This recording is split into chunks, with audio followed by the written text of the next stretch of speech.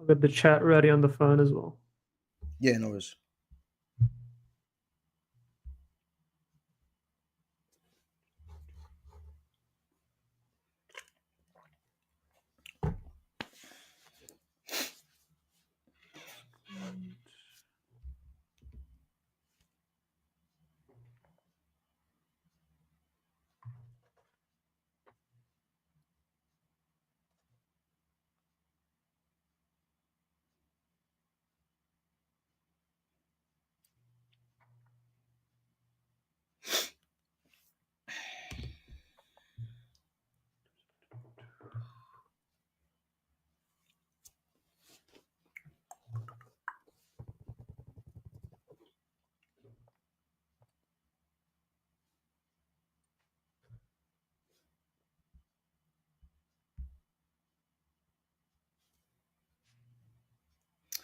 Yes, what's happening, people? And welcome back to Gav Goes In.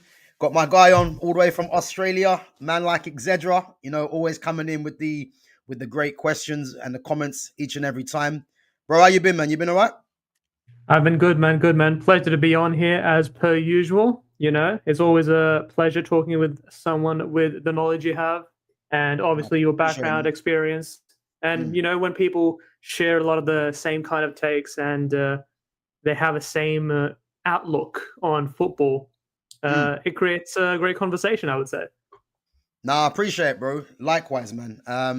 Yeah, listen, man. Obviously, you're one of the very first people that come into the chat, you know, and as I said, everything you more or less say is what I'm saying, just on camera, you know. And Pretty much. yeah, any time to get you on, man, and get your views on whether it's Man United or any other team, as I said, bro, it's much welcome, man, because you know, I love football conversation, you know, whether we agree or not, but it's about having that dialogue, man, and just seeing what others think and see if we're literally on the right track, you know what I mean? So yeah, much appreciated, man, for coming on as always. Big up to the chat as well. Big up to Jay. Big up to Chrism Arc. Guys, make sure your comments and questions come in, you know, whether it's for me or whether it's for Exedra as well. And yeah, listen, where do we start? I mean, let's I put the told you about rival Baleba, by teams. the way, Gav. I told you Huh? about it.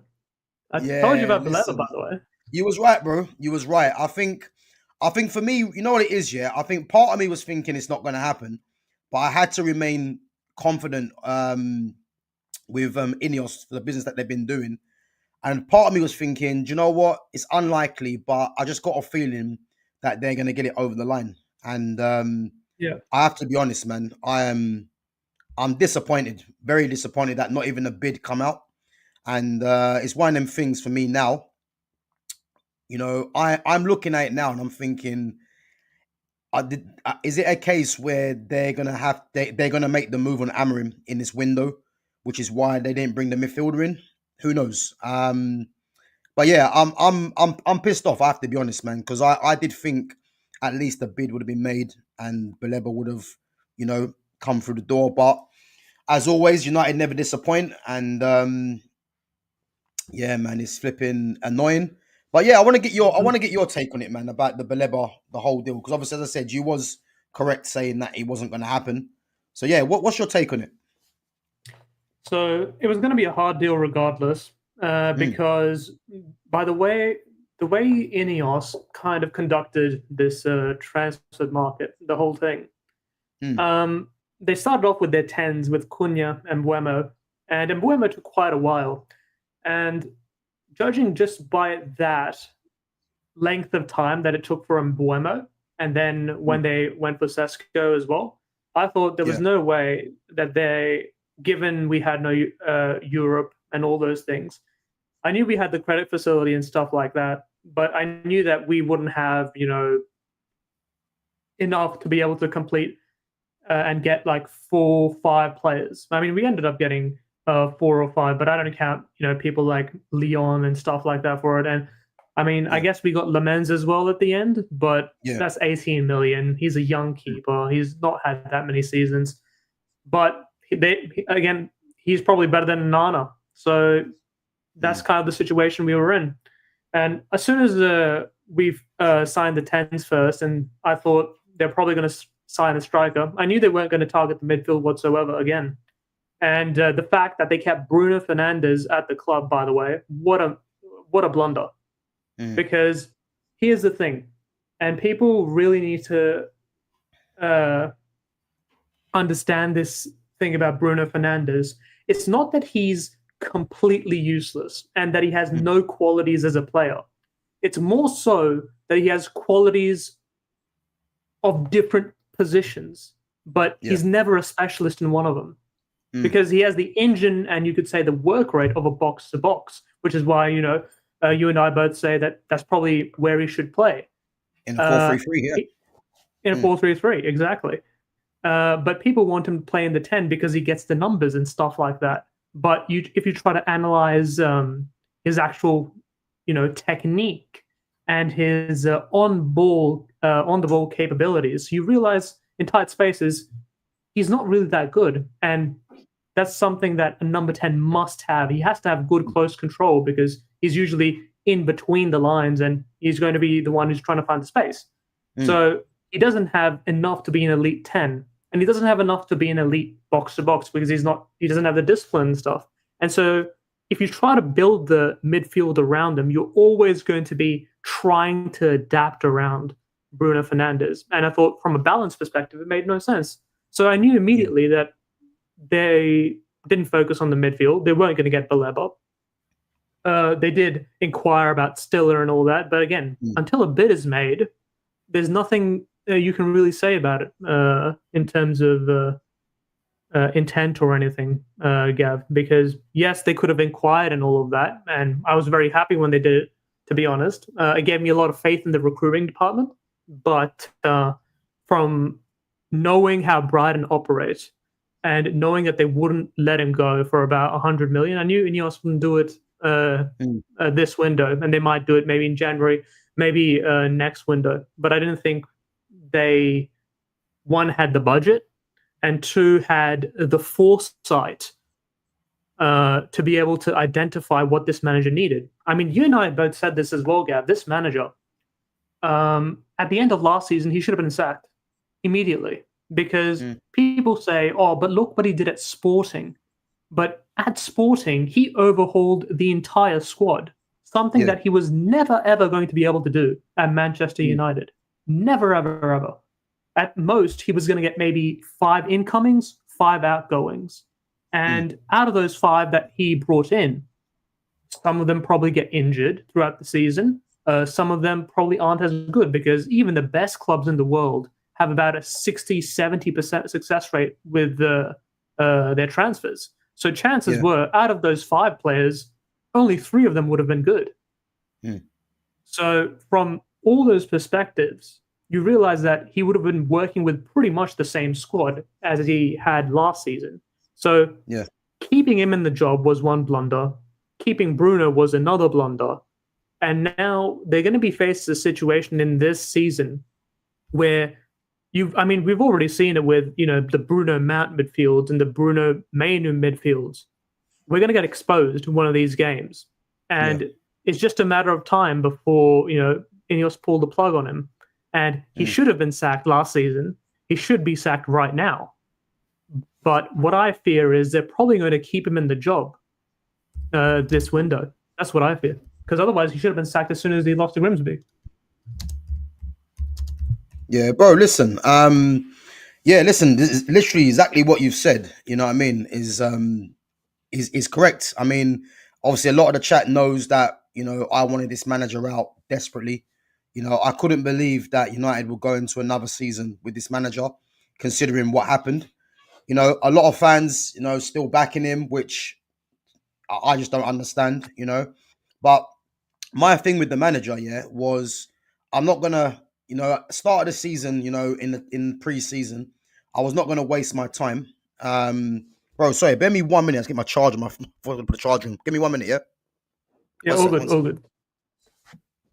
In the meantime, let's get those likes up, people, and please subscribe to the channel if you want to see more.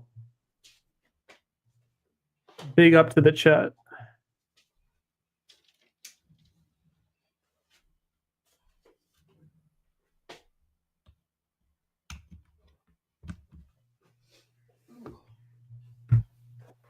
Amazing stuff.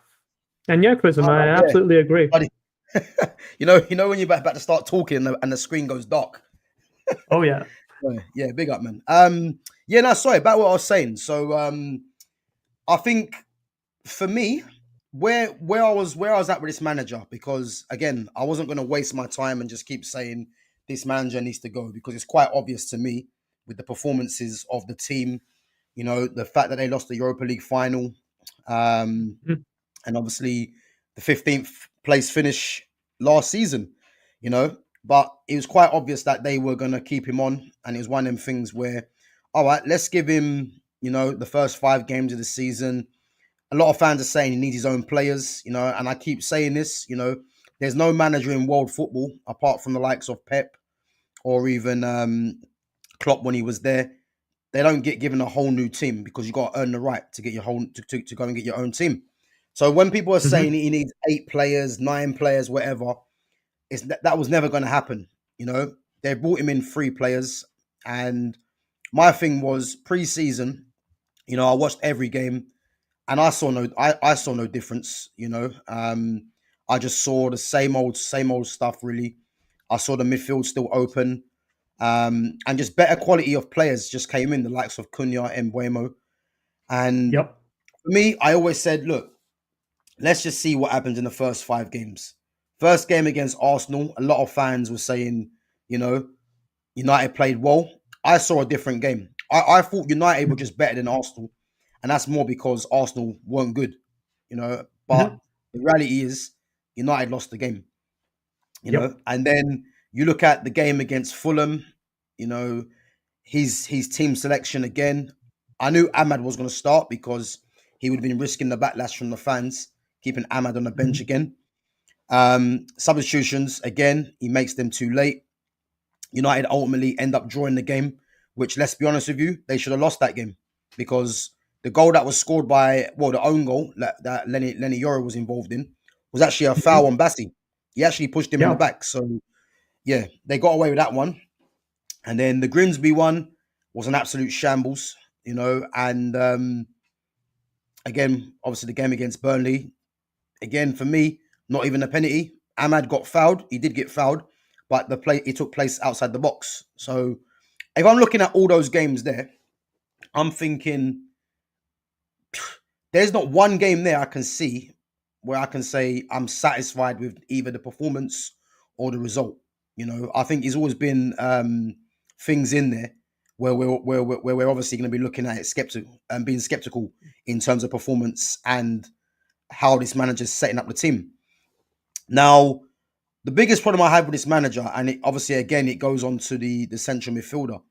Now, he told us that Kobe is battling with Bruno for a midfield position. Yeah. Yep. Now, Mhm. this manager's an absolute coward, because he decides to play Kobe against Grimsby, which was always going to happen, because there was news about Kobe saying he's unhappy, and he's looking for a loan move, etc. Yeah. And again, Yep. against Grimsby, we know he's going to start, because Grimsby are League Two. Now, Bruno's on the bench, and what does he do? Because United are losing 2-0, he then turns to De Ligt, Embuemo, and Bruno. Now, this same manager Mhm. told us that Kobe's battling with Bruno for a space in the team, in training, etc. So what does he do? Even though I don't rate your guy, yeah, because I think your guy is absolutely shit, this manager Mhm. has the cheek to take off your guy and put Bruno on next to Kobe. Yeah. Now, I'm hearing people say Kobe and Bruno can play together in the midfield too. And this is where the understanding of players is just not there with some fans, yeah? Bruno and Kobe can play together if it's a 4-3-3, but you need to have a deep line defensive midfielder. So you can have two number Mhm. eights, whether someone's box to box and the other one's more of an advanced playmaker. In this Yeah. system now, you cannot have a 3-4-2-1 and play Bruno and Kobe, because Mhm. Kobe's better in a 10 for me, where he can get onto the ball and start Yeah. dictating, use his tight control and get his shots off. Mhm. And Yep. again, Bruno's ill disciplined in that position. Yeah. So the fact this Mhm. manager played Bruno and Kobe together, that was only because it was against Grimsby Town. Yeah. And again, in Yep. the end, it backfired because they lost the game anyway. Yeah. For me, that's a coward's move because he's not going to do that against Man City next game if he is still here. Yeah. Hmm. So when Kobe come out and said he wanted to leave the club, on loan, I think I'll keep saying this. That was clever what Kobe was doing because he's trying to force Ineos to make a move on this manager because he knows he was never starting that Burnley game because Casemiro didn't get 1 minute, and again Casemiro started that game, and Bruno come off the bench, and we know he's going to play. So Kobe was very aware that he wasn't going to be starting the Burnley game, which is why he was trying to angle for the move on loan. But he knew deep down, him and his team knew deep down, United were never going to sanction that. So for me, it's more of a ploy to get Ineos to act on this manager, which I'm still 95% sure he gets removed. Yeah. Now going back to the Hmm. midfield, for me, we all know Man United need a central midfielder. For me, I want someone that's left-footed because it gives balance to the midfield. Because since Fred was moved on, we've not had a central midfield that's left-footed. Yeah, he's not giving Sekou Yep. Kone any game time. So I'm Hmm. thinking Baleba. Obviously, you're the guy that mentioned to me about Angelo Stiller, and Yep. I'll hold my hands up. I didn't really watch Stiller too much. Since you told me about him, he can play. Yeah, he can play left-footed as well. The only reservation I have about Stiller is that coming into this team because of this formation, that Hmm. that's that two in midfield. You need to have experience, you need to have leadership and legs. And Yep. Stiller, for me, hasn't really got the legs, I believe, that will suit this system. However, you bring him into a 4-3-3, a 4-2-3-1, he can slot into this team. But this two in midfield requires a certain profile in there. Now, Yeah. why Baleba for me was the must signing. And again, I've been saying this since last season, since the start of the summer. Just go and get him. The fact that United actually pivoted towards him, and again, you did say that it's not going to happen. I'm thinking there's no way United can make their interest known and not at least put a bid in. And that's why I'm disappointed because to not put a bid in, I wouldn't have even minded if Brighton turned around and said, they want more money or he's not for sale. At least show us Hmm. some intent. Because I look at right now, this midfield going forwards, I can only believe they haven't got him a midfielder because they're looking to get rid of him and then change the system. That's the only thing that I can look at because other than that, the whole thing don't make any sense to me. You know? What do you think though? I don't.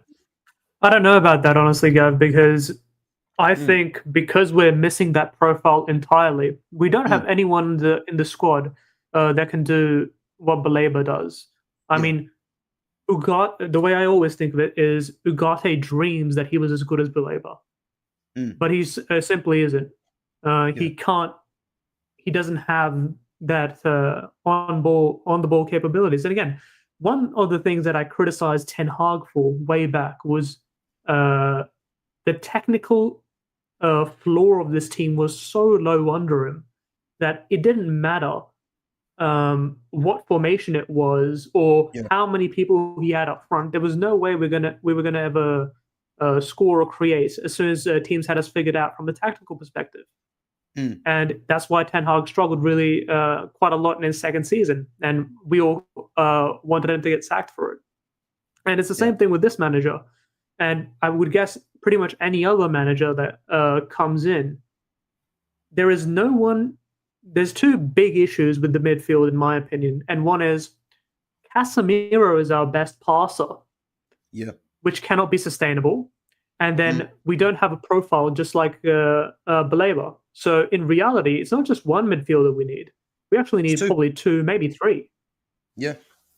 Yeah. So I agree. that was the kind of angle I But was you thinking know of what? it. Sorry, In regards, just picking up on what you just said about how many midfielders. Yeah, for me, I do agree. United need two midfielders. I do agree with that. Yeah, but the way that I see this team right now, and this is why I just don't rate this formation, because if you change this formation, all of a sudden you're looking at that midfield and you're thinking, you know what? Maybe I might just need one midfielder like a Baleba because Kobe for me, Kobe is not in contention in this team because of this formation. So I, yeah, I look at Kobe Minu right now, as not really a midfield option because of this system. Because he's not going to get his. I don't think you get the best out of Kobe playing him in the two in the system. So I mean, I'm he kind of shouldn't even ruling be Kobe out. a midfielder Yeah, in the first place, Gav. He's a 10. You know, yeah, people yeah, when Kobe was first coming into the squad itself, you know, people mm, were trying to tell me, "Oh no, he's an 8. He played an 8 in the academy, and he should be an mm, 8." And as soon as I watched him for about 2 or 3 games, and I mm, immediately knew that there's no way that this kid could survive in a midfield where he has to do defensive duties. yeah, Mainly because one, he didn't have the physicality at that point, which he improved this season, by the way. His physicality is a lot better this season. mm, So maybe, you know, in the future he might be able to play as an 8, you know, maybe in 2 3 years.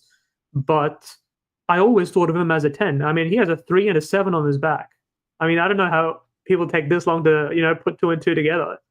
mm. 3 and 7, add them together, you get 10. He's There always you been a go. 10. There He's you been a go. forward when he was like 12, 13, 14. He was Mm, in the forward positions, a winger or a striker. And then as he matured, he started to move more into the 10 role and then into mm. the 8 in the last 2 years of the academy. But people never, you know, use their eye test or use anything like that to judge where a player goes. They always look at transfer market, just look at the dots on the page and go, oh, he's played in the 8, he's an Mm, 8, you know. mm. I agree. I agree. Yeah, listen, I definitely do believe he should be playing more advanced. However, I think because of the signings of Cunha, you know, even if this system does get changed, I still don't think he plays in a 10 position for me personally. You know, and I think with Kobe in a 4-2-3-1, 4-3-3, he can play as that central midfielder, you know. 4-3-3, obviously, he can play as a box to box or even an advanced playmaker on that left hand side. In the two, if he's got like a Baleba next to him, for argument's sake, you know, Yep. him and Baleba can dovetail that. One can be box to box, one can slit slightly deeper. I do believe Kobe can dictate the game from deep. I do believe that, but this system requires a different kind of profile for me, and this is why for me Yeah.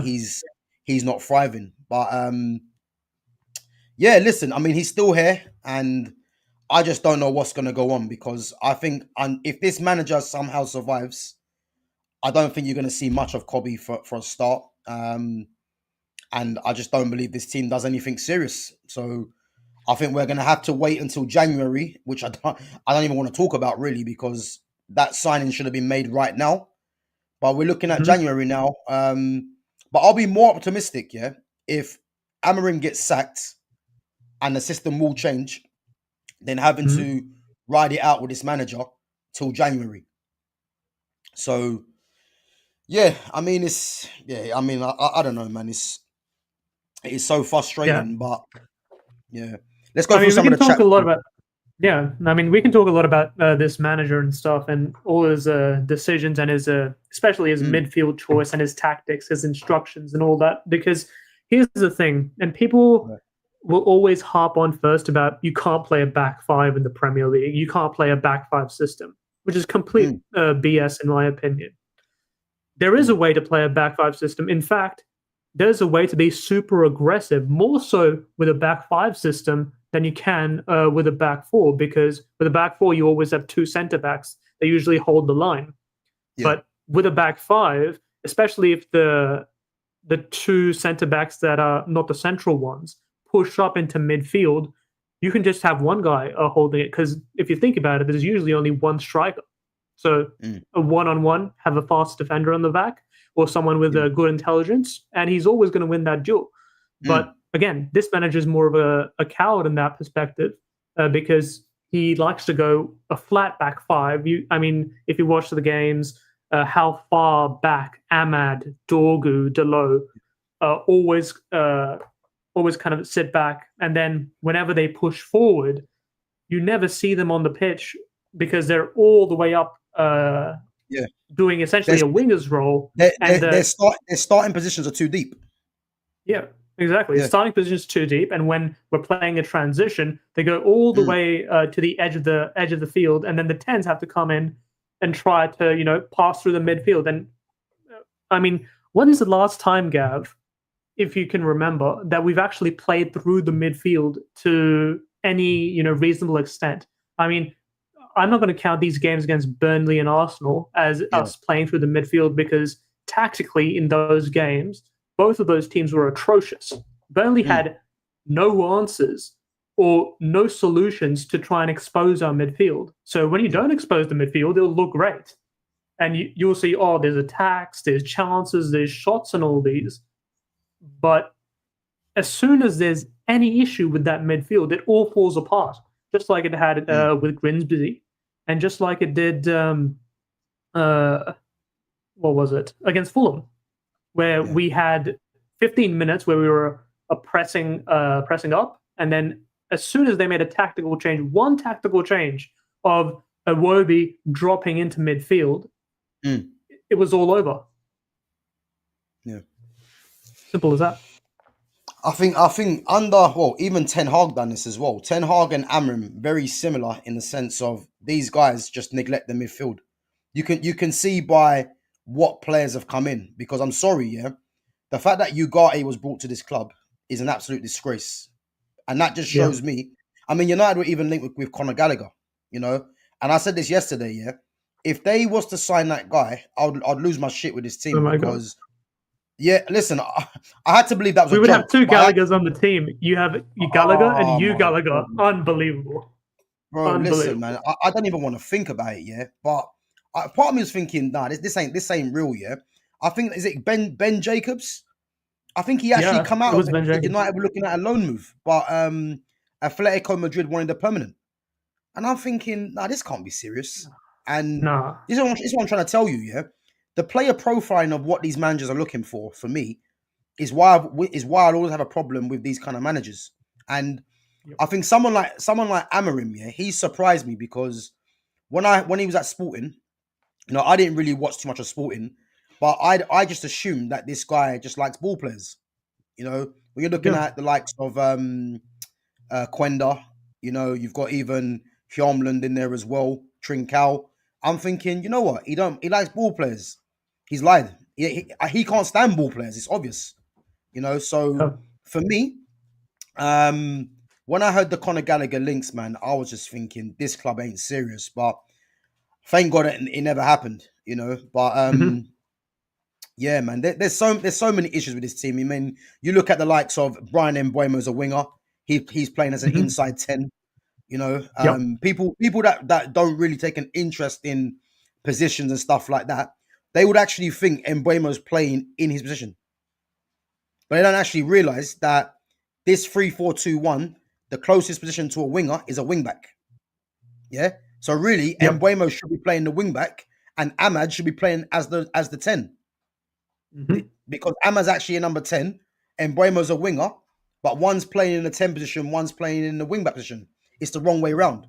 But the better thing is just sack this manager and change the formation, and in that way you can play Ahmad in his 10, Mbeumo from the right, Cunha from the left, Xerxes up top. Then you got Sesko who can always come on and change things.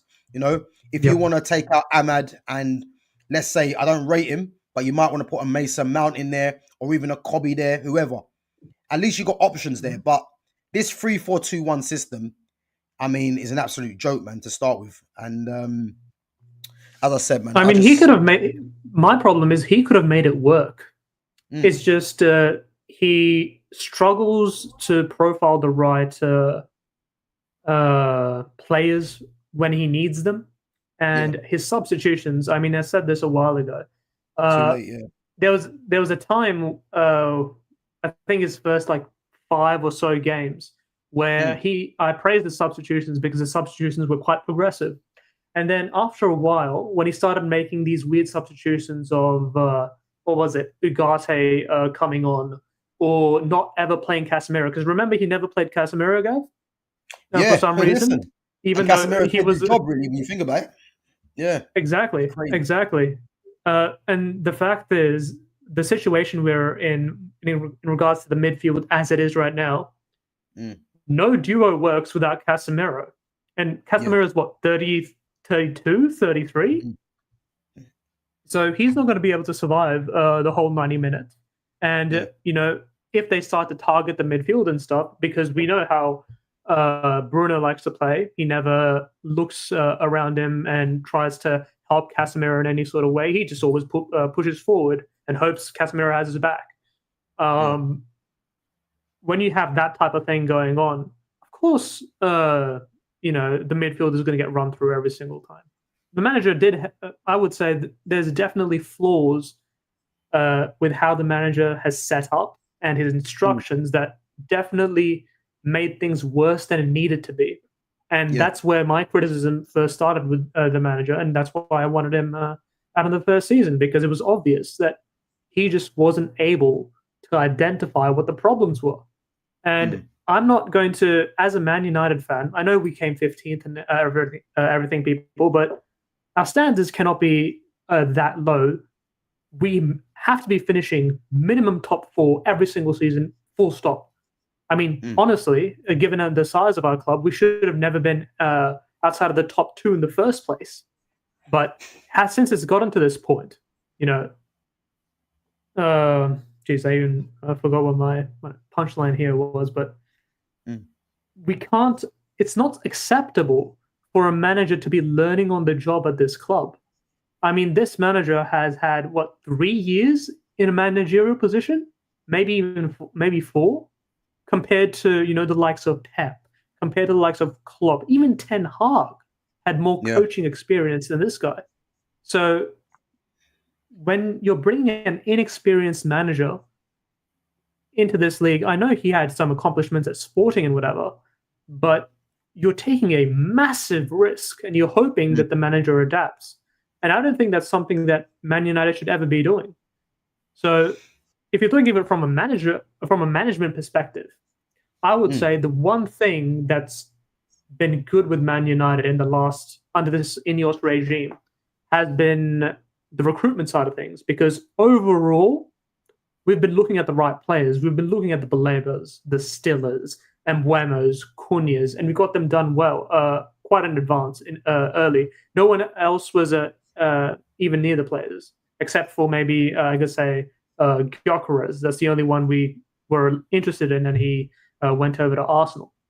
Yeah. But in regards to our transfers and our policies, even the pricing and the wages and stuff, all of it markedly better.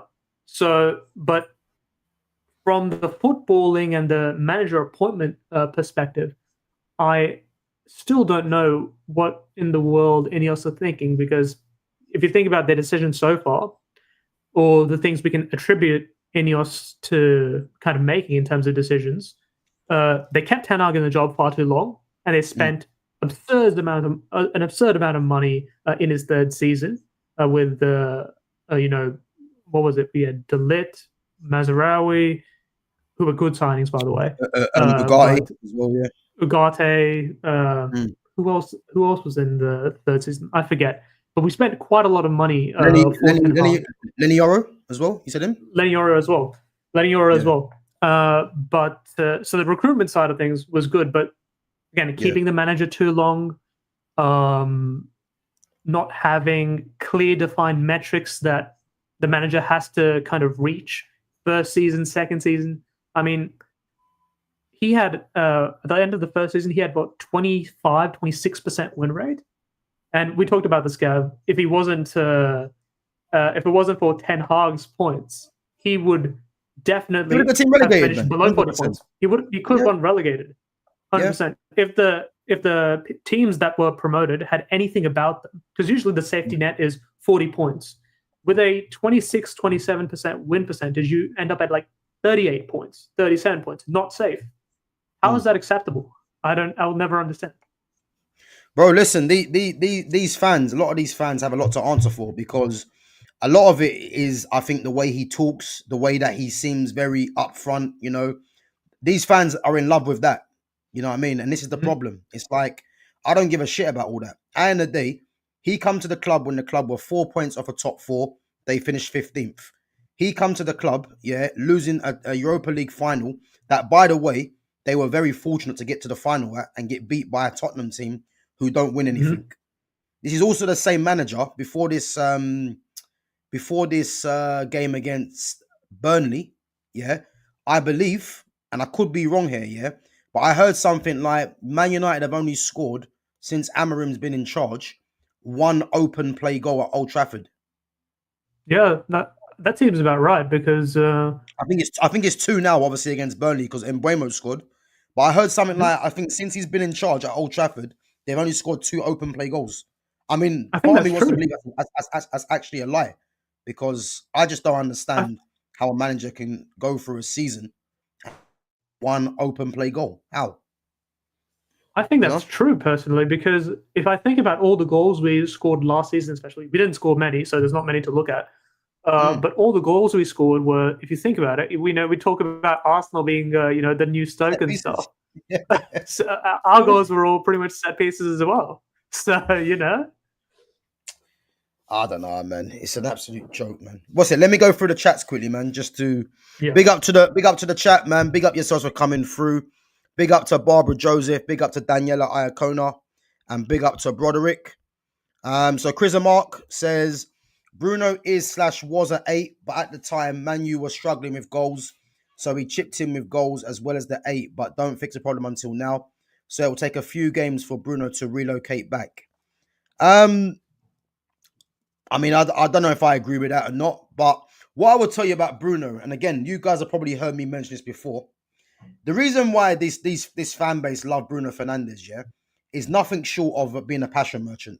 You know, passion merchant, and because he gets numbers. And if you look at when United obviously had Jesse Lingard playing the 10, Bruno came in, and it was more of a case of getting like a new toy to replace Jesse Lingard. So you look at Bruno coming in, and even though Bruno was getting numbers, yeah, I always said this guy is a problem because the amount of times he was vacating the midfield to go and get his numbers, yeah, it made him look good, but again, the team were dysfunctional.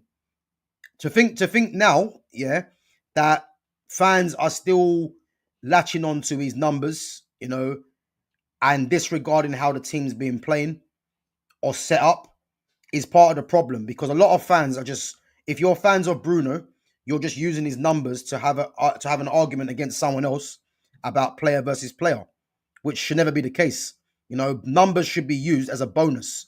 But I look at Bruno Fernandes and I'm having people tell me last season he was good. I watched every single game and he weren't good. But he's getting numbers. Why? Because on every corner, every free kick, every penalty. Yeah. So there's a reason why his numbers look the way they do. Not to mention he mhm, plays every minute of every game. Yeah. yep, But I'd much rather Bruno get less numbers and contribute to a midfield display. That's what mhm. I'd It's rather, the Grealish argument And pretty much as well, Gav. Remember yeah, the argument yeah, you had yeah, last stream? It's the same thing. It's the same thing. yeah. Uh, What's that because guy's name? Was it John? I believe John, yeah, John, yeah. where if you go back to that treble season that Man City won, Man City don't Mm. win that treble season without Grealish. 100%. One There were hundred so percent. many games. There were so Mm, many games that Grealish was the guy who created the goal. And mm, here's the thing: when it comes to these super impressive seasons, these treble-winning seasons, guys, mm. it's never usually the people who start every single game and start the majority of minutes. Uh, it's never them that usually result in that trouble winning season. It's always the second guy or the third guy in the squad. So in that season, whenever Grealish came on, Man City just Yeah. had a new dimension to the attack. People didn't know what to do with him, and he would Mm, get the pass before the pass yeah. when they scored the goal. So his numbers never went up. But anyone who watched Man City that season knew that okay, they might have not scored a goal entire game. Now Instrumental. Grealish comes on. Mm, Instrumental. So many mm, games where they won like 1-0 and stuff like that. It was because of stuff like that.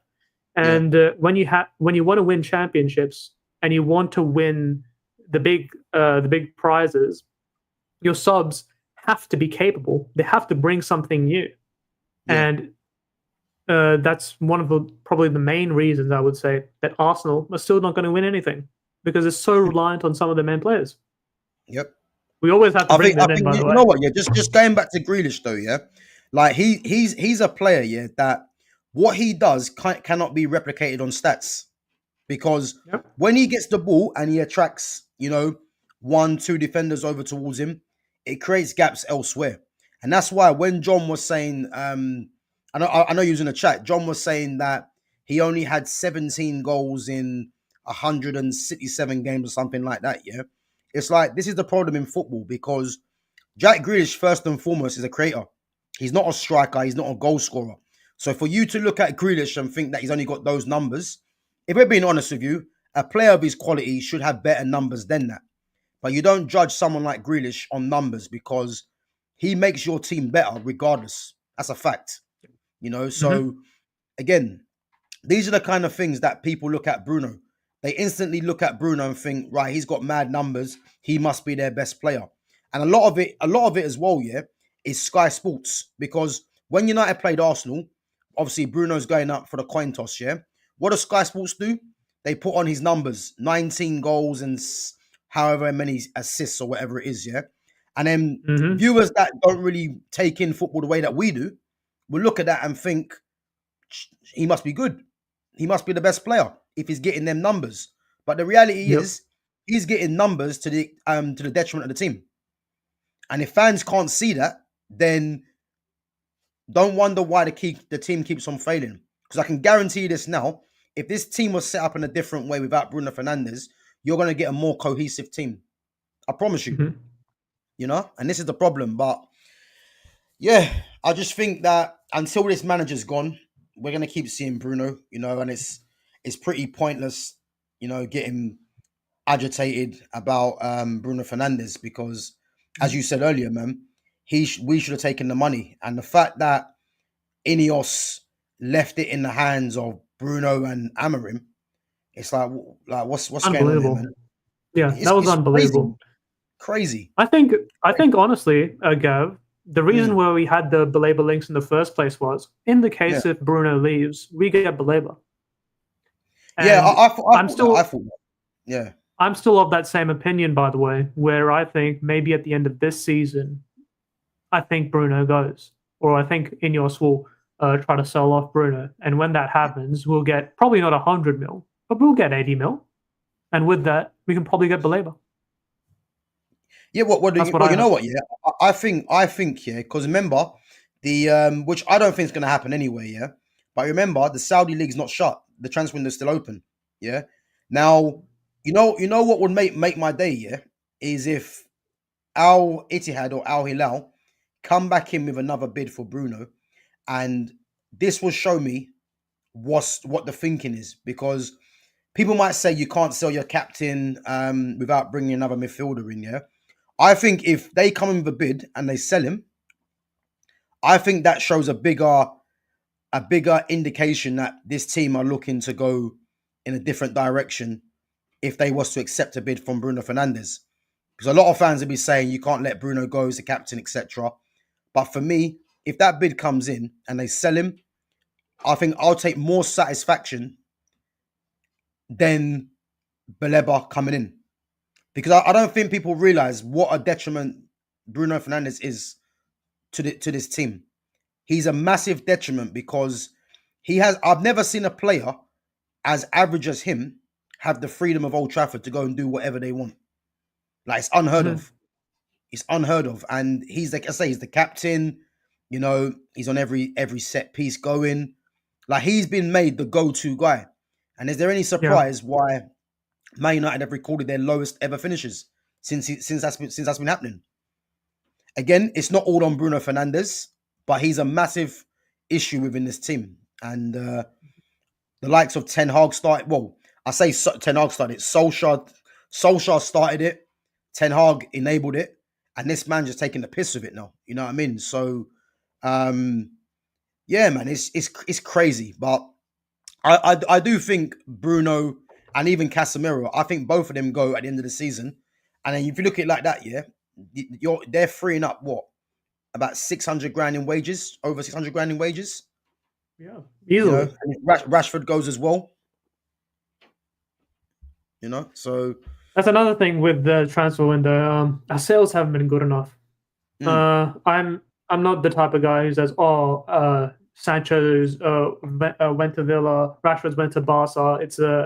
it's a fabulous window in any of that because they weren't sales. As long as they're not Mm, sold, they're still our players, and mm, it's still, as long as they're not sold, we don't get the money for them either.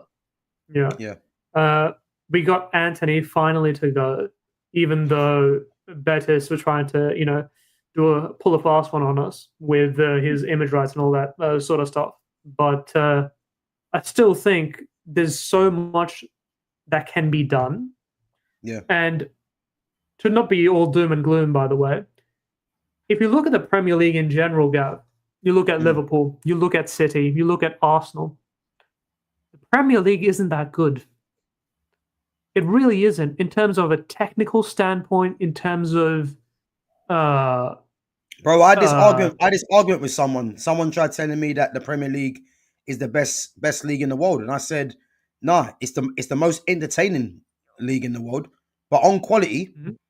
I mean, I know you've watched the Liverpool Arsenal game, Oh yeah. and even the City and Brighton. Listen, you know what? Yeah, the quality over these 3 games have been poor, Yeah. and if that's These are the meant to be the advertisement the Premier advertisements League of problem, the Premier League, and you get a Liverpool Arsenal where both teams kind of reservedly are okay with a draw, trying to scam a goal, that sort of thing. yeah, It was the most pathetic display I've seen, and that's mm, also why I didn't actually have Liverpool tipped to win the league as well, yeah, because like how often do these massive mega signings of words and stuff ever deliver to that level? It never happens. That mm, was one thing, and the second thing was I still have questions about Slot's capabilities to adapt to new profiles and that sort of thing. Because when he came into the job, remember, he got no new signings. He only had yeah, Chiesa. So as long as he just set them up in a certain way and gave them mm, instructions that suited whatever was happening in the game, the players could just figure it out themselves. They all had the chemistry already built yeah, up. So, mm, I think when it comes to the Premier League and when it comes to, winning things, in the Prem, it's not as hard as people actually make it out to be. It's possible to, go from as Leicester proved it in that one season. It's possible to go all the way from promotion to winning the Prem in what 3, 4 years. You know, mm, completely.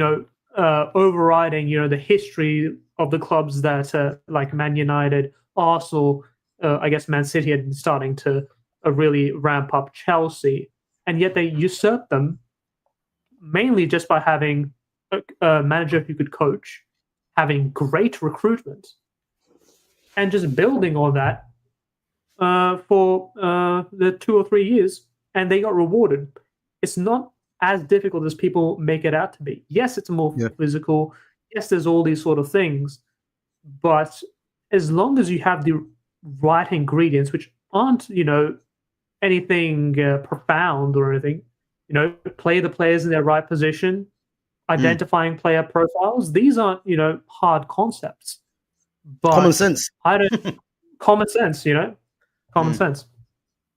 But yeah, yeah, but you know what? Yeah, football. Again, football's been overtaken though. Yeah, by especially with the managers. A lot of them just, they just want to just do their own thing, and rather than just put players in their actual positions, they want to try and overcomplicate the game.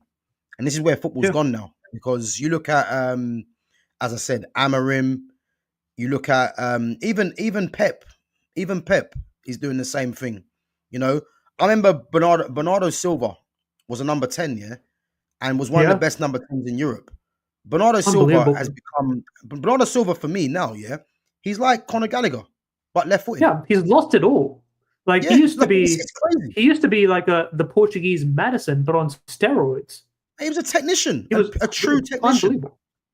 I can't look at him in the same way. It's like he's become literally a Conor Gallagher type midfielder, just boxed like just a workhorse, and then you don't really Yeah. see as much quality as we used to see. And it's because you got Mhm. the likes of say Pep and that. And don't get me wrong, Pep's got credit in the game. You know what I mean? But or credit in the bank, should I say? But what he's done to Bernardo Silva is an eye opener to why the game's gone. because there's no excuse for Bernardo Silva to be seen as this kind of player now. I'm not even sure where he actually plays now consistently. That's the problem. Yeah. You There's know, he plays many everywhere, a player that Pep but his skilled. position. Yeah, Yeah. crazy, man. Yeah. Especially at City, there's many a player Pep skilled. Grealish, Savio. Yeah. With Savio, by the way, if you didn't Mm. watch Girona in the season that He's a they bad boy, finished in man. He's a bad boy. Champion Mm. League positions, he was legitimately the second best player in the league behind Lamine Yamal. Yeah, he was a bad boy. He was man. that good. Absolute bad boy. He was Yeah, incredible. yeah. That was He's a high. bad boy. That was the peak of Savio. And when Man City signed him, I thought it was game over for the league. But Yeah. and even still, when he played in Man City, he still had that quality every single game. I could see every time that he was on the ball, defenders were 2-3 meters Yeah. back every single time because It's, they you know what it is knew though? that if he, It's freedom though, isn't it? It's freedom. yeah. But here's the thing with the game nowadays, Gav. There's not many players that can play, or not many systems or managers that allow for this freedom. Okay, if you think about the stuff of fluid front threes, you don't see those anymore. Yeah. You don't see the likes of Marcelo's and stuff like that. You don't see, if you think of a more recent example, the Frankie De Jongs. You don't see those types of players or those caliber of players appreciated. And when you give, and none of the systems nowadays, they're also rigid. Everyone must stay in this position and so on and so on. But the football that you and I grew up with, in the 90s, 2000s, even early 2010s, there's no such thing as that. It was just, can you play ball? Can you do the 1-2s? Can you see what the other person on your team is seeing when they want to make a play? And then the position was secondary after that.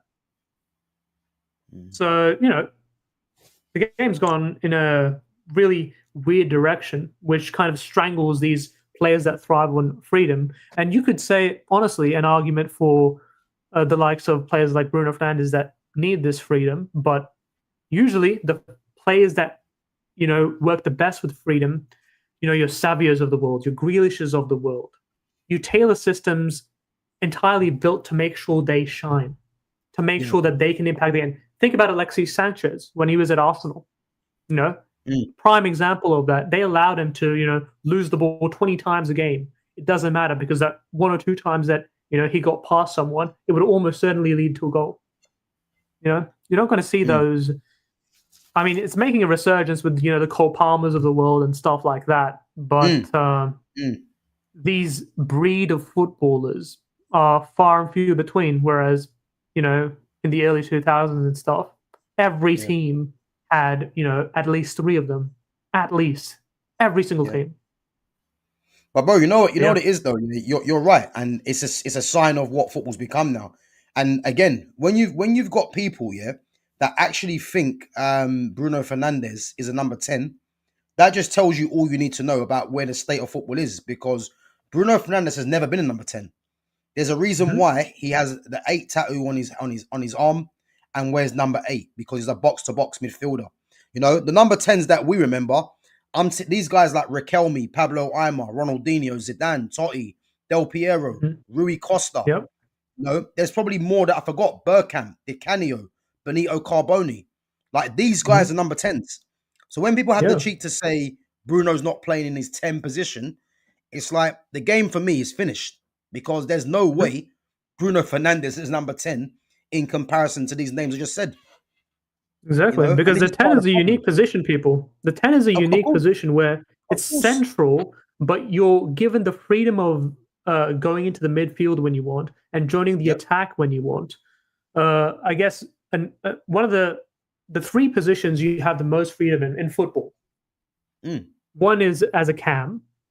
Second is as a striker. If you think of the likes of Cantona and stuff and what they were doing, if you think of the Berbers of the world, there was no restriction on you can't go past your midfield and pick up the ball, whatever. There's none of that.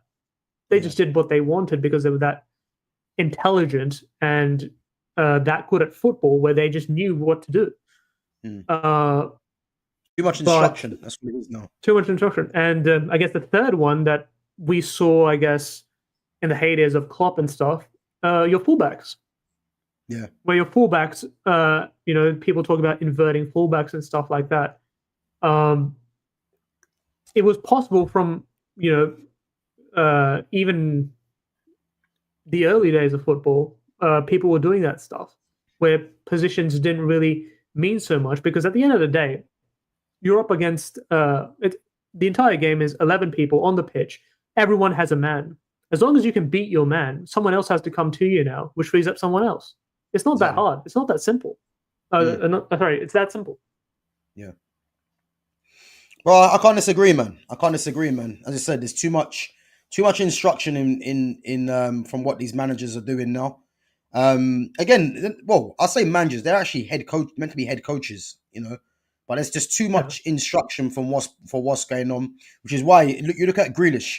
There's no surprise Grealish here is doing a madness at the moment at Everton. Why is that? Because I can guarantee you now, David Moyes is saying to him, just go and get on the ball.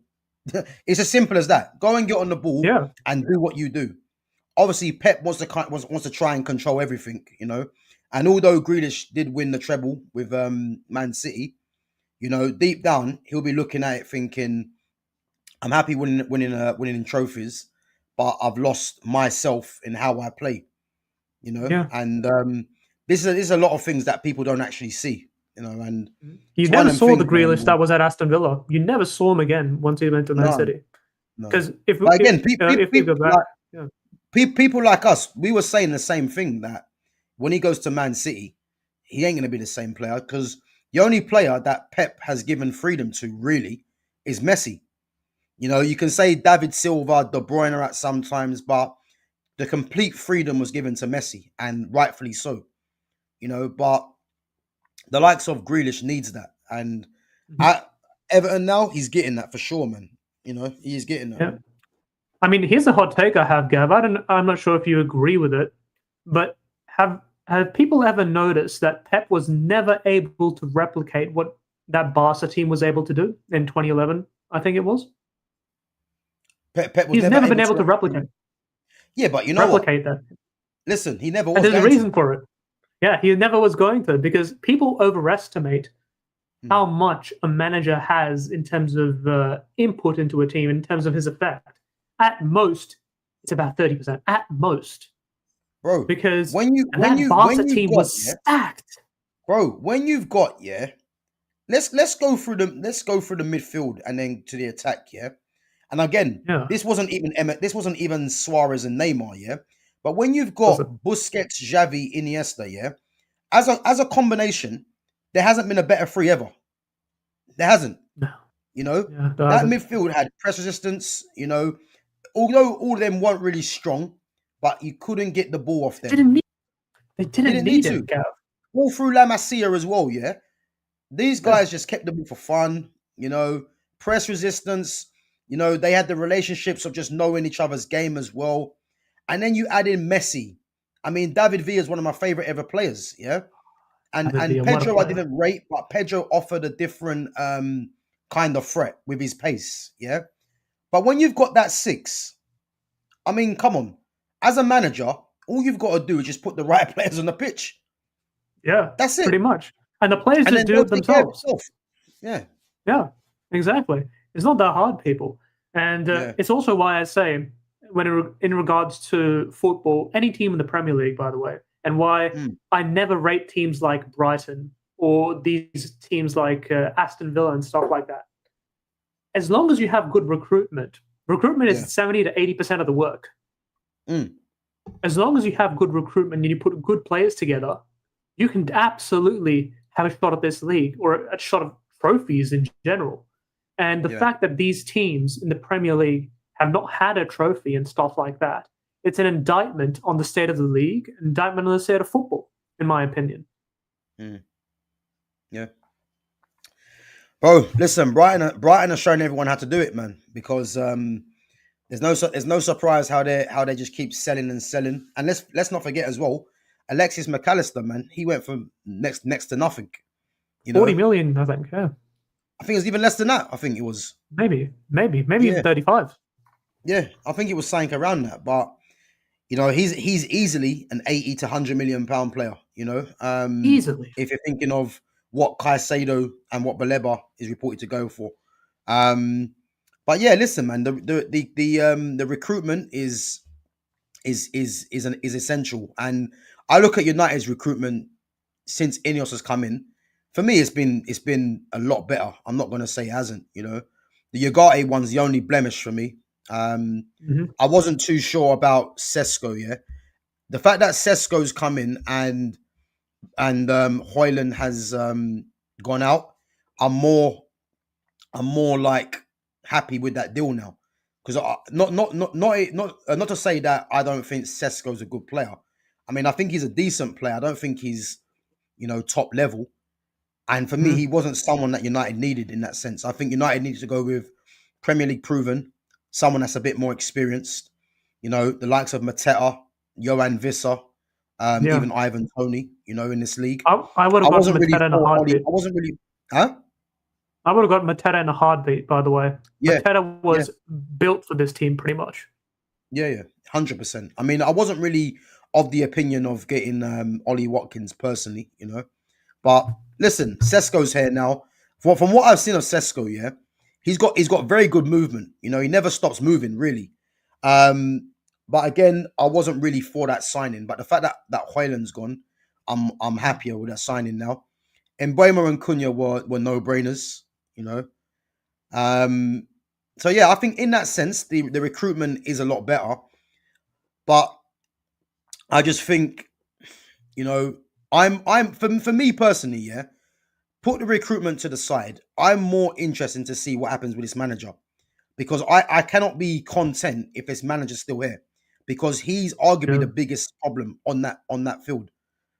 He sets up the wrong teams. And again, his love for his compatriots, Bruno and Dalot, is what's going to be the ending of this manager. Because the Obrigado tax. The Obrigado tax, you know what I mean? Like, he cannot be... I mean, the things that I say he cannot be doing this, he's going to do this year. But his love for those two players is what the problem is. Because we have to watch this system, watching Amad Diallo play wing-back, yeah? And the problem is that when he wants to keep playing Dalot, it's going to be either Amad or Dorgu who are going to be under threat. Bruno, and again, I mentioned this before, yeah? The reason why Bruno's a massive problem is that Bruno's going to play regardless under this manager. If you play Bruno in the midfield, yeah, you're going to have academy graduate Kobe on the bench. You're going to have 350 grand Casemiro and then 60 mil Ugarte. So that them three there are battling for one position. Then if you play Bruno in the 10, you're going to have two strikers in Xerxes or Sesko on the bench and then possibly Mason Mount. Because Cunha and Mbeumo are the new signings and they're going to play. So basically, Bruno Fernandes is impacting about 5 players, maybe 6. And people want to say that this guy should still be here. But he impacts 6 players just by the positions that he's going to take up. And the manager never takes him off, and it's a problem. Yeah, 100%. And when we look at, in the case of Bruno, and I've been calling for him to be in the 8 for ages, because here's the thing people don't understand. When he was playing the 10, how many games was it, Gav, where we said his Hollywood passes, or he's always making these, through balls that will never ever land? Like anyone who's played football, if your 10 or the person who's supplying or creating for the team makes these high volume just bombs and lob passes every single time, you're just not going to get to most of them. He scammed a lot of his assists and a lot of these the GA kind of statistics, primarily based off of his volume. Yeah, 100%. And yeah, I mean, so he's not technically sound enough in terms of his passing and stuff to be in the 10. When he pulls it off, Hollywood passes and stuff, it looks great, but it only comes off, 10% of the time? That's not good enough for a 10 at the high level. And then in the 8, for some reason, the easiest thing in the world to do is just be disciplined because you don't have to run as much. Yeah. Easiest thing in the world. You just stay in your spot and just let the game kind of play around you and just react when it's appropriate. But, Bruno being Bruno, I don't know, just can't seem to, stay in one position or be in a position where, he's reliably able to be found. Yeah. And But so, again, I blame the manager. I blame Amorim. yeah, Because at what 100%. point Because do you you have to be. yeah. At what point do you say to Bruno, look, you're causing issues within this midfield? But he's never gonna say that because he actually relies on Bruno and this is part of the problem. It's Yeah, part of the problem. exactly. So I don't expect anything different from this team because they're gonna beat the likes of the Burnleys and teams like that, yeah. But the next two Mhm. games, if he's still here against City and Chelsea, I don't expect anything. I expect at most a point. I expect at I'm most a actually a bit point. more. I'm a bit more optimistic. This is the great thing about playing the good teams Mm, in the start of the season, Gav, when they don't have mm, their rhythm, when stuff isn't sorted out. Because here's the thing: there's mm, no replacement for match or match experience. There's no replacement for it. And with Man City, historically, it's been proven they always like to yeah, start slow. So if mm, there's any time that this manager can do something creative or have a setup that will get us points against the big teams, against the Chelseas and that sort of thing, because Chelsea had a horrific game against Fulham just recently as well. oh yeah, They're not yeah, that great. Again, they've been Cole Palmer FC for I don't know the last mm, 2 years, and they mm, still are with the backing of Caicedo, although he's been offered a little at the start of the season. But as expected, when you play this many games throughout the year, there's no way you're going to be 100% for most of it. yeah, So again, still heavily reliant on Cole Palmer to produce moments that create. So mm, these teams can still be got at. This Premier League that everyone hypes on about is not that strong, people. That's the yeah, reason why teams like Spurs could get results out of Man City immediately. mm. I So agree. it's possible. And I'm Yeah, optimistic. But again, it's all dependent on the instruction and what setup this manager wants to deliberate. And if there is any adjustment in the game, the problem is if the opposing teams make an adjustment and do something, I can almost guarantee this manager can't react. So, we talk about the first 20 minutes, how we come in guns blazing and stuff. If mm, we can actually get a goal off of just individual quality, get 2 goals off of individual quality in the first 20 minutes, the game becomes a lot easier. So yeah, that's why I still have hope. But that's not because of this manager. It's more so because the just sheer amount of individual quality we have on that pitch. And Buemo, Cunha, Ahmad, even Dorgu has started to, become a new player. mm, Mainu, when he comes on and stuff like that. Xerxes, he's rusty at the moment, but his technical ability and his IQ is unbelievable, even though he's missing, the easiest of shots, mm. as we saw in the last game. But Yeah, when you have these players on, they can make stuff happen. And yeah, teams will always back off of them because they're unsure as to what they're going to do. When you have those weapons in your squad, you can always get upsets. You can always achieve results that you're not meant to achieve. So as we always say, Gav, there's no excuses. He has to deliver. He didn't beat Arsenal. He didn't win against Fulham. So he has mm. to beat one of these teams. Bro. Listen, he has. I mean, when I was the thing with me, yeah, I don't want him to be here, so I'm Yeah, choosing my words carefully because this 2 week international break, they have to pull the trigger on him, yeah. yeah, But if he somehow survives, I'm saying to this now, I don't.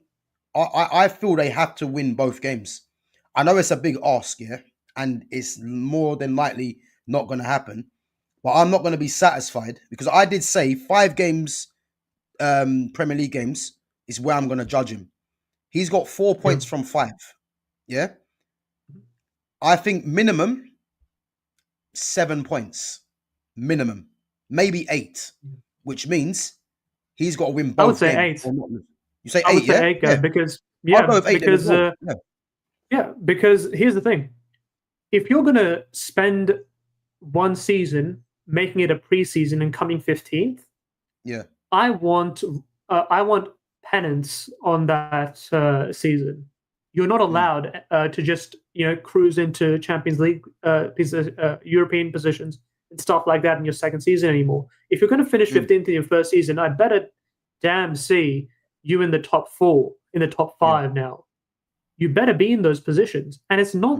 Again, as I always say, it's not that difficult, especially with the amount of spending we have and the players we've got. Again, Embuemo and Cunha were 2 of the best, you could say, wingers in the league last season. Yeah. Like if we go into the team of the season thing, Gav, it was what? It was Morgan Rogers, it was Cunha, Gibbs White, and Embuemo. Yeah.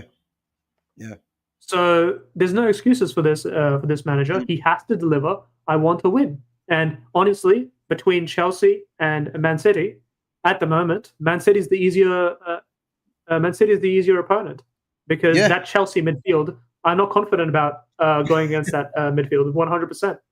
Bro, and that's a midfield without even Lavia. Yeah, without Lavia, and they had another injury as well. Who was it to in the last game? Do you remember, Gav? No, it wasn't Enzo, was it? Injured. Who got injured last game for Chelsea? I can't remember. It was last game or the game before that. No, it was in the forward positions. In the forward position. Oh, Liam Delap. Delap, that's the one. That's the one. Liam Yeah. Delap. Yeah. So as long as you can, so their front line's probably going to be weak. Neto's not been having the greatest of seasons, and having Garnacho and Gittins. Yeah, there's nothing going to be happening on those wings. So it's all about the midfield. Yeah. But yeah, that midfield, Cole Palmer, Caicedo, it's killer. But again, and 3 points is needed. Cole Palmer's not even that much effective in that 10 as he is from the right anyway. Because I think in the number 10, he's kind of static in that position, whereas on the right, he can pick up the position, from just drifting. So yeah, I just think, against Chelsea at home, crowd will be behind them. But the thing is with him, you kind of know what team he's going to play, and the midfield against Chelsea and Man City is going to be Bruno, But I'll tell you one thing what makes me laugh, is how the hell, and I know they're on big money, but how Mason Mount and Luke Shaw have somehow found their way back into the lineup, needs to be studied. Because if we're putting the money to the side, because obviously if they're on big money, you got to justify it, But these 2 guys have gone from injury prone, and all of a sudden they're now fit and they're in the lineup. Like, that's a piss take. That's a piss take on Aiden Heaven. It's a piss take on Xerxes. It's a piss take on Kobe Mainu. And also it's a piss take on new signing Benjamin Sesko. Because Mason Mount coming into the team now means that Xerxes and Sesko find themselves on the bench. See, here's the thing with Mount, Gav. I know most people aren't a fan of Mount. Yeah. I can accept Mount in a Manchester United side. I mean, obviously the number 7 and the wages, obviously not. He's not that player that deserves it. But if you look at it purely from a footballing perspective, Mount is a great cog in the machine, if that makes sense. I understand. He's not going to do He's not going to do anything special. He's never going to be beyond the capabilities of the squad. He's not going to have that type of an effect. He does a lot of things, fundamental things, well, and in fact, that's why people don't want to have this argument. But Mount is a better 10 than Bruno. Well, the funny thing you say that, because I was actually going to bring it onto that, The biggest problem I have with Mount, and it's even because I think Mount is one of them players, He's one of them players that are a jack of all trades but a master of none, He's Exactly. quite decent at a lot of things, but it's nothing special at anything. Yeah. The biggest problem I have with Mount is if there's no Bruno, I wouldn't mind Mount as much. But I just can't. I just can't take the fact that both of them are in this team because they both do a Yeah. similar kind of job. It's just that Bruno has better output than what Mount does, but Mount is better in possession. I wouldn't even say Bruno has better output, to be honest, Gav. I think I mean, Mount has what better I mean, output. in terms of numbers, like goals and Oh, assists. Yeah, yeah, yeah. yeah, Mm. yeah. That's what I Yeah. think. But yeah, I'm not a massive fan of him. But if you take out Bruno and Mount's there, I'm not that too fussed. But when Mount's starting all these games and Bruno's playing every minute of every game, this is where I have the problem because there's no way that Joshua Xerxes should be on the bench for either one of them guys. He shouldn't be. Because Joshua Xerxes, Hmm. as a footballer, is better than both of them two by a mile. You know what I mean? So but because he has the language style, and Amorim needs athletes and runners in the team, they're going to be Hmm. preferred over Xerxes. But I'll keep saying this: you're never going to win the game with majority athletes in your team. It's never going to happen. It never has Hmm. happened. You need quality, Although and to be fair, you can't trust what this manager says. The Gav, as we know, he likes to flip flop a lot. One day he likes yeah, athletes and runners. The next day, all of a sudden, he wants to play Bruno and Mainu in the midfield. So yeah, coward, man, coward. But remember, that was only against Grimsby because I tell you this now, yeah. that's not going to happen against Chelsea and Man City. So this is what I'm trying to say to you. Mm. This guy is a liar, an absolute liar, Yeah. and he's fooled this fan base, man, into the way he talks, as if like we don't know what's as if we don't actually know what's going on. So Mhm. yeah, it's a disgrace, man. But let me see what so Frozen Spine says. Big up, guys. You guys deserve more. Good work, but I think we should give the gaffer time. For the first time in years, we had more than 20 shots in the game for 3 games straight. Yeah, big up to Frozen Spine, but having more than 20 shots in 3 games, what does that actually mean? What were these shots? Were they on target? What? Were they just shots for the sake of it? You know? Yeah. Also, I don't think did we have 20 shots in the Fulham game? I'm not even sure that's. I don't think that's I can't right. remember Is the it? numbers, but Have a personally, look. I don't know what does that mean though? It doesn't mean anything to me because it's we don't know where these shots were coming from because Bruno could have just got the ball out of his feet and hit a shot for the sake of it. So Mhm. there's no context there. You know what I mean? Yeah. And Um, another thing one thing you can always use to judge how good a team is, by the way, people, is the reproducibility of their mm, performances. So when we look at our chances and whatever stuff that we create, mm, none of it's reproducible. It's almost always of individual brilliance or individual moments, mistakes, or just a great strike from outside the box, stuff like that. So, but none of it is reproducible. yeah, And the thing is, the reason why Man City, Liverpool are able to consistently get these high placings, why even Chelsea now can consistently get some measure of results, a lot of the time has to do with the fact that they have some semblance of an attacking pattern, or some things where the cutbacks, the famous cutback, the Man City cutback, as they mm, always talked about. yeah, These yeah, yeah. things are important in a team. You cannot rely on individual brilliance unless your team is literally built on, you know, the Wenger squads Mm, in the Arsenal heydays. Unless you have those types of squads where individual brilliance would just get you over the line, and when they mm, don't get you over the line, you just put another one on. Unless you have that going on, which no team in the world has, by the way, you need reproducible moments, and we do not have that at United. I don't think pretty much outside of Arsenal, Man City, Liverpool, Chelsea. I don't even think Newcastle has one either. So yeah, very few teams have it, which is why those are the teams that consistently get the better results. So it's not rocket science. yeah. I agree, man. I agree. I don't know, man. I mean, we can go around in circles, but I just think this manager's not going to change, and I think part of me does look at it, and I think you know what, yeah, you're keeping to your principles of playing this 3-4-2-1 and how you see certain players in certain positions, but ultimately, I believe it's going to be his downfall in the end.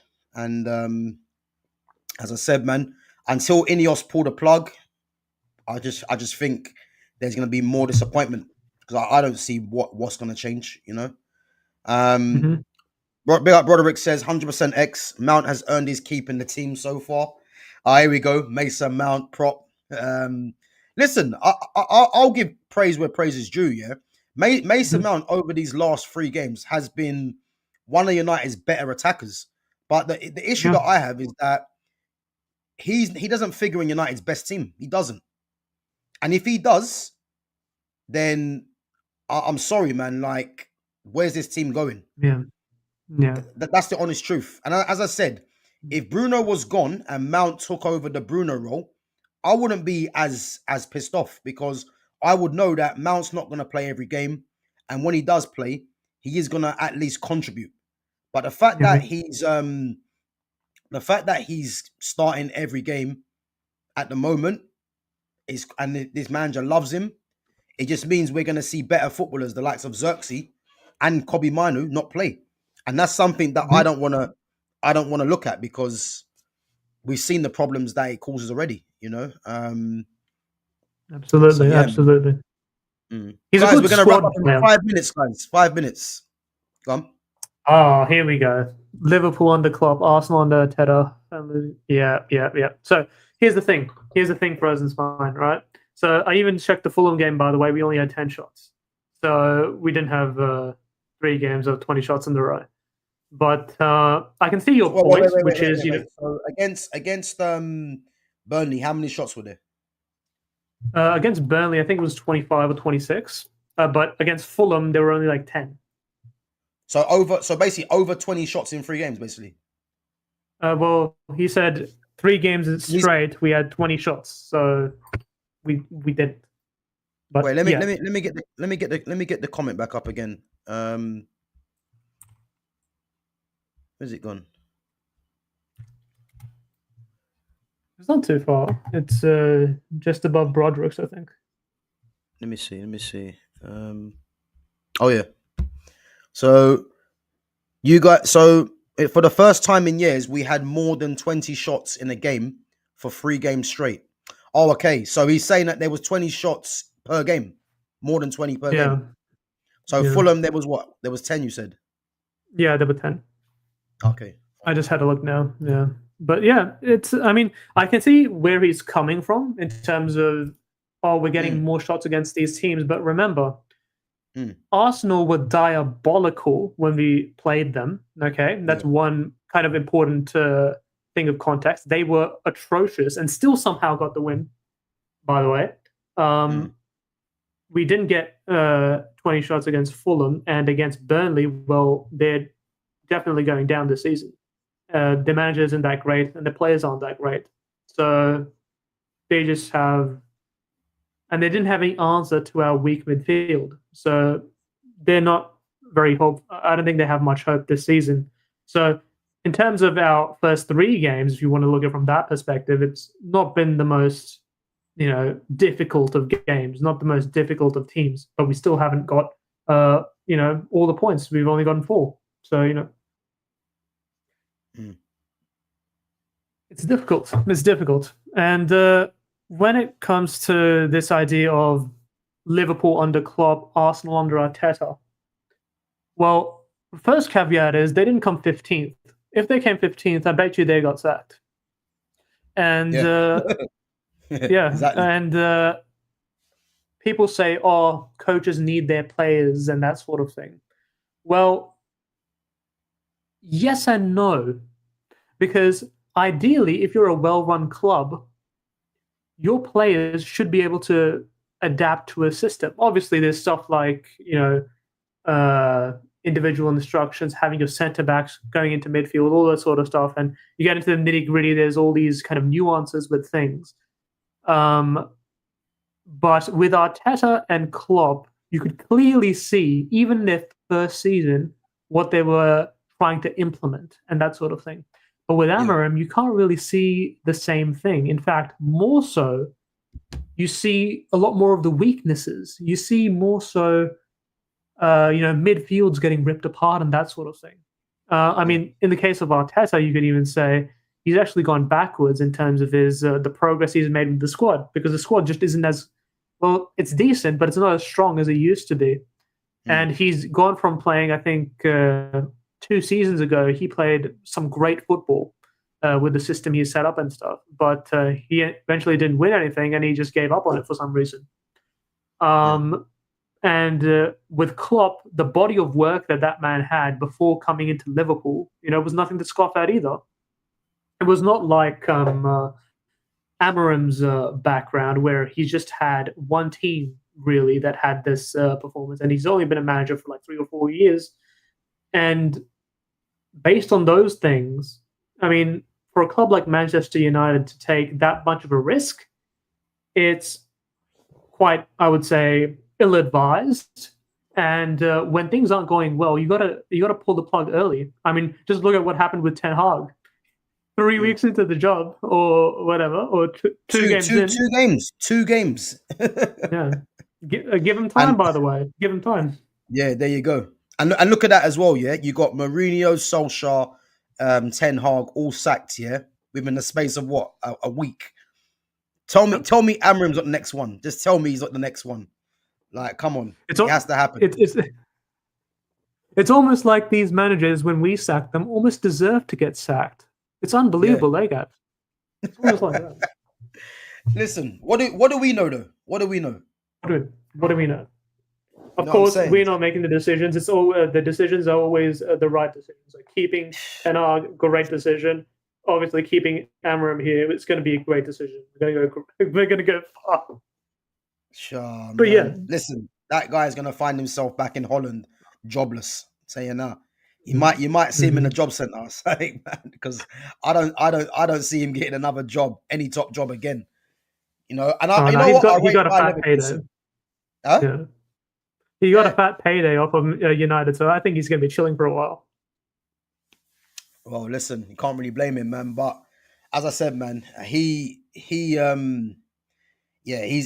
think his career at the top level in terms of management is pretty much done now. But what I would say as well is Bayer Leverkusen are showing the way that, it doesn't matter how long you've been in the job for.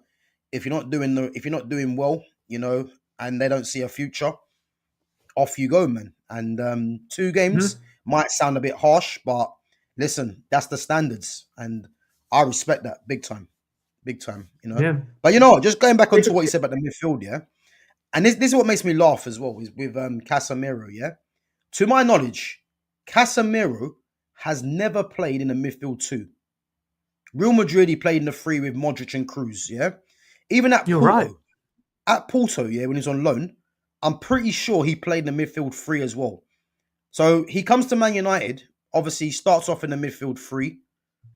Wait, who signs Casemiro actually? Was it Ten Hag? Was it under Ten Hag? Yeah, his first season. When we came so he played. Okay, so he played. Well, he played in. Bruno obviously played in the 10, and he played with someone else in midfield. Eriksen, yeah. This one now, what he's been asked to do, and he's getting older, yeah. To play in the midfield 2, you're setting the guy up to fail. Like, it doesn't make any sense what this manager's doing, Yeah. And he definitely can't play with Bruno 100%. I mean, when Bruno vacates his space, you're asking someone of Casemiro's ilk to try and cover the space. Again, this system needs specific qualities to work. I mean, we talked about it way back last season, Gav. It's wingers at wing back, technical 10s, and midfield that can cover. He doesn't have a midfield that can cover, and he doesn't like putting wingers in the wing backs. Bro, sack him. Just sack him. Listen, these things are not even hard to work out. And we're laughing because it's like, what are you doing? Just sack him. Because I just don't understand how anyone can defend that. It doesn't make sense. You're just playing players that position. It's like he's doing it on purpose, like to try and show everyone, look what I can do. I can do my own thing. And this is why ultimately he don't last for me. Yeah, It probably is worse, Gav. I think he more has an issue of he doesn't know where to use the players best. He doesn't understand the profiles he can and cannot get away with. But I Yeah. don't blame him for that because he's only been a manager for 4 years, Mm. you Learning on the know, job. and Yeah. learning on the job. Again, Mm. I don't these sort of things, I can't necessarily blame him. I can't blame him for his interviews being almost bipolar and stuff like that. Because again, he's not had much experience in top flight football. He's obviously done very well in the Portuguese league. Don't get me wrong, Yeah. but that's it. And he's only done it for 3 years, 4 years, in which he overhauled an entire squad. So he Yeah. got all his new players. That sort of thing. That just And isn't going these to. fans think he can come and do that here. I don't know, Gav. I mean, we predicted this last season in terms of people saying, "Oh, look what he did at Sporting," and then I asked a simple question. Well, he needed all his signings in Sporting, so he came 15th last season. We're probably only going to get 5 players, maybe 4, of Yeah. which 2 of them are going to be good. So he's going to have the exact same squad as last season, in which he came 15th, with 2 new players, and we're expecting to get into European positions. It makes sense why even Roy Keane came out and said probably 9th or 8th is where we're going to be finishing, and he's probably right. Yeah. But if I'm looking at the team though, yeah, in a different system, I'm saying between 8th to 4th in a different system. Under this We'd have to manager, get lucky. in this system and this manager, they're not getting that for me. Yeah, Not for me. I guess But different. Yeah. Go on. a guy said it best that I talked to. He said the standard we should have at Manchester United is your manager out as soon as a manager gets there. He has to earn the right to stay in the job, and that should be the case for every single serious club. I know Real Madrid has the same thing, which is Yeah. why I predicted that Xabi Alonso would probably get sacked at Real Madrid. Yeah. But The thing is, he's not going to lose because they're not going to do what's required. Real Madrid, and rightfully so. They'll uphold the standards. You know what I mean? Mhm. But as I said, man, the standards at this club have dropped, and it's a case where a lot of these fans are saying, "Give him time. We can't keep doing this." No, we can. Mhm. You sack the manager if he's not doing the job. It's as simple as that. So, Yep. but bro, listen, we'll have to wrap up anyway, yeah. But listen, great chat, man, as always. Anything you want to plug before we wrap? No. I don't really have a YouTube or don't really do a lot of videos. I might do it in the future, but yeah, I Yeah, just man, come create a channel, on man, definitely. channels like these, and Mm, like to give my takes, my 2 cents, and that sort of thing. But yeah, it's important that people are able to kind of enrich themselves with knowledge of the game and look at it from a different lens. I think it's always something that's yeah. needed and something that should be treasured when it comes to stuff like YouTube. So thank you very much again for having me on. And yeah, Nah, bro, listen, much appreciate, man. Anytime you're free, man, just let me know, and we'll definitely hook up another stream, man. No doubt, no doubt. But yeah, yeah, what sure, what I'll sure. do, what I'll do as well, I'll put your if you want, I'll put your Twitter in the description, and Yeah, I'll get people to come over and follow you. Yeah, yeah, no worries, no worries. That's yeah, perfectly yeah. fine. Cool. Yeah, guys, listen, I'm gonna put Exedra's his Twitter in my description as soon as we finish the stream. So yeah, make sure you guys give him a follow, man. The guy's got some serious football knowledge, So yeah, give him a follow, man, and give him some support, man. But as I said, yeah, we'll definitely get him back on again sometime when he's free. But yeah, guys, listen, big up yourselves for coming on each and every time. Make sure you guys smash the like button and make sure if you're new in here as well, you sub to the channel. And guys, no stream tomorrow morning. I'm busy tomorrow morning, but I might be back in the evening, possibly around 7:30. But as always, keep an eye on the on my schedule. Make sure your notifications are on as well. And as I said, it's much appreciated you guys coming through and supporting us. And as I Mhm. said, yeah, keep it coming. And yeah, as I said, man, enjoyed the chat, man, and we'll definitely get Exedra back on. And as I said, yeah, make sure you guys go over and follow him on Twitter, man. So, but yeah, guys, listen, back tomorrow in the evening. And as I said, man, transfer window shut now. United not doing what was needed. But as I said, these next 2 weeks, international break, I'll be looking forward to this and seeing what this Ineos regime are on. Because I tell you now, Yeah. if he manages to survive, I'm going to be on his neck. I promise you that now. I'm not letting anything drop. So, yeah, bro, listen, I'm telling you, man. Yeah, I'm gonna be on complete smoke, man, because there's no way this manager gets away with it. It's impossible. That Grimsby result done it for me. My advice to all Manchester United fans is, just like last season, I advise picking up another sport relatively quickly because it's not going to get. If he stays, it's not a bad idea, man. You know, Yep. I think I said the other day, yeah. If they happen to sign Conor Gallagher, you know, I was contemplating just changing teams or just doing something different because that's one signing, yeah, I'm just not for. You can't have Conor Gallagher, Mason Mount, and Bruno, and you got all four of them all in one team. You know, that can't happen. So, yeah, I was contemplating things, but listen, it didn't happen, and thank God for that. But guys, listen up, big up yourselves each and every time, and I'm gonna catch you guys in a bit. Take it easy. Big up, bro. Yeah. Big up. Thank you, everyone in the chat. Thanks to the mods as well. Big up, man.